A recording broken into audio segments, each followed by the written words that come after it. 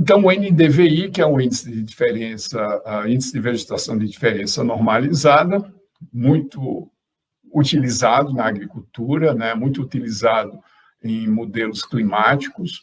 O índice de área foliar, que a gente chama Leaf Area Index, o Leaf Area Index é o índice de área foliar, ele representa a quantidade, ou seja, se eu pegar uma planta, né, uma árvore, uma vegetação, e colocasse entre 1 metro quadrado, né, uma área de 1 metro quadrado, pegasse folhas, todas as folhas dessa árvore ou dessa vegetação, folha, caule, galhos, e fosse vendo quantas camadas na área de 1 metro quadrado eu posso formar.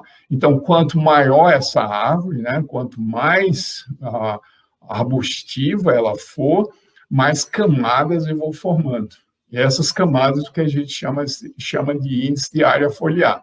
Então, em condições normais, uma vegetação, uma floresta, eu vou estar trabalhando aí com entre 5 a 7, dependendo do estágio, né, de crescimento dessa vegetação, na fase madura de uma floresta, eu posso ter até 6 a 7 camadas, o que eu chamaria de índice de área foliar. Então, já para uma região como o semiárido, se eu pegar uma vegetação, eu vou ter, na época verde, eu vou conseguir, no máximo, 3 a 4 camadas. Então, vocês percebem que, com isso, eu consegui separar a estrutura do dossel da vegetação por camadas. É isso que a gente chama de índice de área foliar.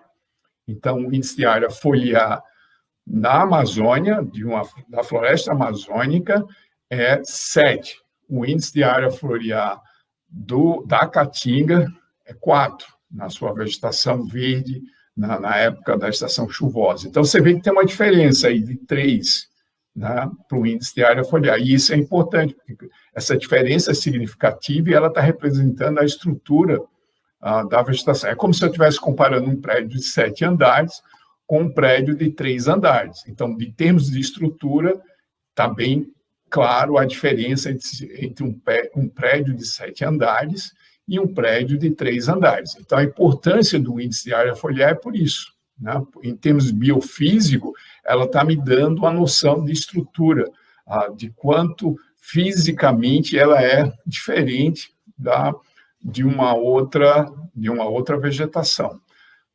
E o índice de vegetação, eu não consigo separar essa estrutura, eu não consigo separar com o índice de vegetação um prédio de 7 andares e um prédio de 3 andares.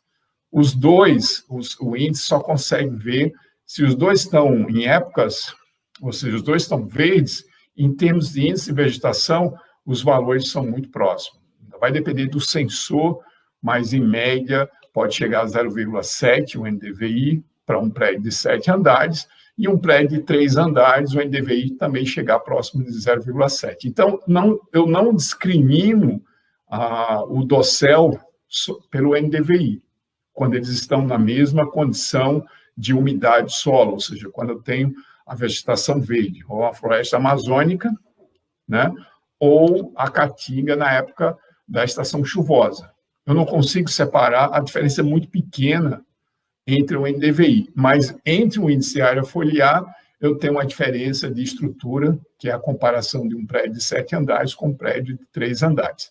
E a fração